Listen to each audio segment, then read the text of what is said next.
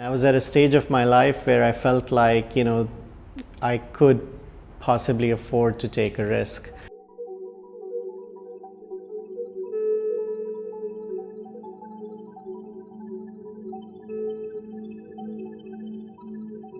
Before I started Young Master, I was in a corporate job, working for clients who had, some financial problems to solve. Coming from a finance background, it's weird to say this, but I did not know that it would be financially viable.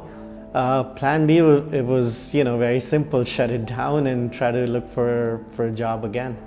There wasn't really any other plan B. I didn't realize it at the time, but what I think was missing is, something, being involved in producing something you can touch and feel, that I could call my own, and that, I could feel like I'm directly, creating an impact or causing change in somebody's life, even if it's for a moment. So I think that is something, that kind of satisfaction is not something you can get out of, advising somebody.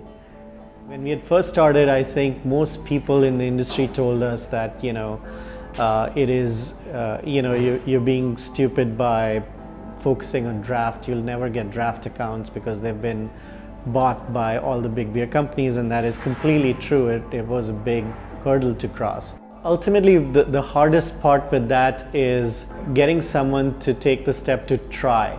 And I firmly believe that, anybody who enjoys at least any kind of alcoholic drinks, we can find a beer in our portfolio that they will really enjoy.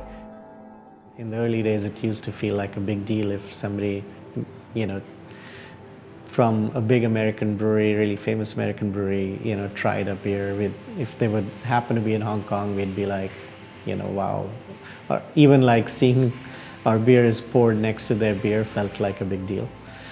It's almost our responsibility to showcase what beer can possibly be, and beer can be many things. And we came up with, okay, we're going to do a few classic styles like a pale ale and IPA, but we're also going to do, a constantly changing set of beers that actually are quite unique and people in Hong Kong or even in Asia are not really doing. When done right, we should have something for everybody and for every occasion.